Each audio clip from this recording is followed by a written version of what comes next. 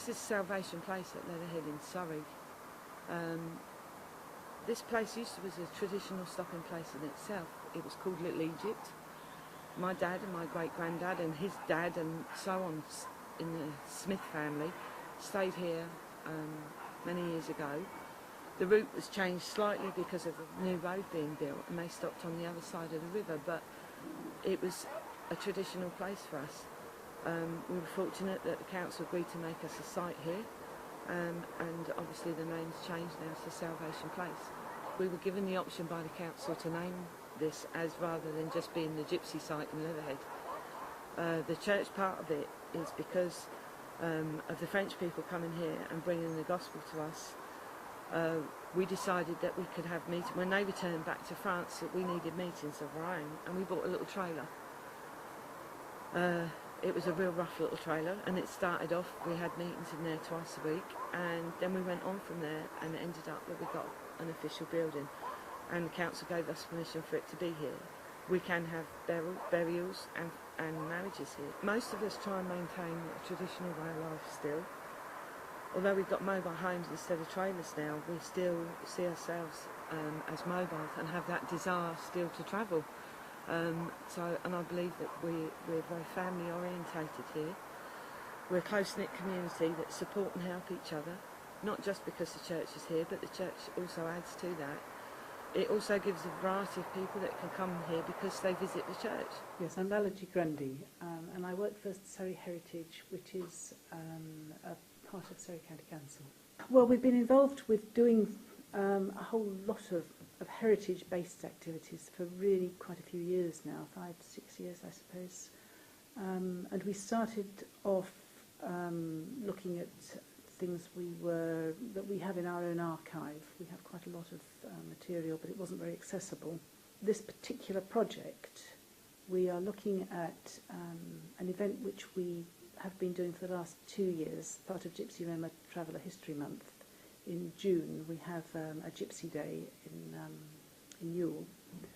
And we're also hoping to do a piece of research into where gypsy materials are held in right through the UK. It's one of the last cultures that doesn't get any kind of recognition anywhere, and it's very important to our people to continue it. It's a culture that we're very proud of.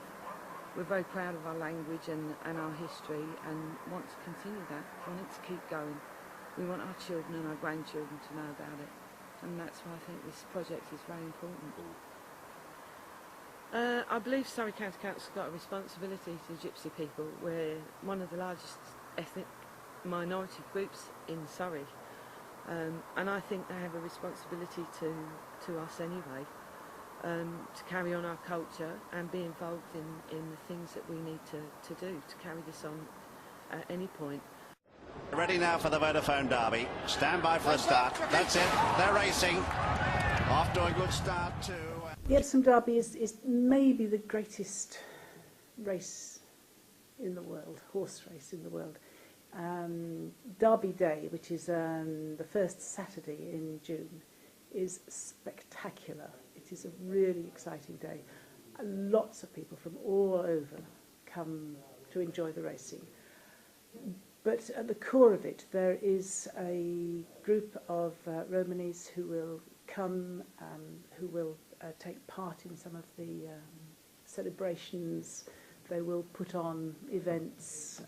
There will be people who are doing fortune telling. There'll be selling pottery, maybe. There will be a lot of people who, as part of their travelling in the summer, will come to the Derby, and there's been a very long association with the Derby over these 200 years, I guess. We're part of the history of England. We've forgotten. We've been here at least recorded for 500 years, so Heritage Centre should have Gypsy people involved in that. They should have recorded documents.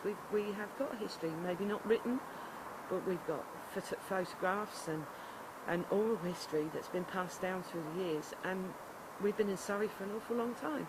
Internationally, the aim is to build a web, if you like, of events that take place that people can visit, so that they will see Romani culture and heritage and appreciate something of that.